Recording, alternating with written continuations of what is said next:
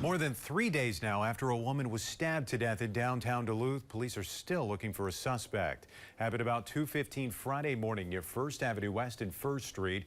Over the weekend, police identified the victim as 25-year-old Chantel Moose. She was found downtown after witnesses reported hearing gunshots and a woman screaming, and Moose was pronounced dead at the hospital. Today, police say they're still looking for the person responsible. However, they do think the people involved knew each other. Friday afternoon, the tactical response team entered the Kingsley Apartments near the scene of the crime. They interviewed a person of interest, but did not say if anything came of that interaction.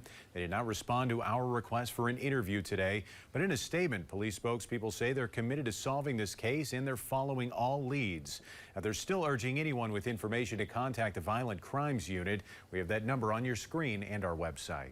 You'll also remember a man showed up to the hospital early Friday morning with gunshot wounds. He ended up leaving against medical advice. Police have not said whether he's connected to the stabbing.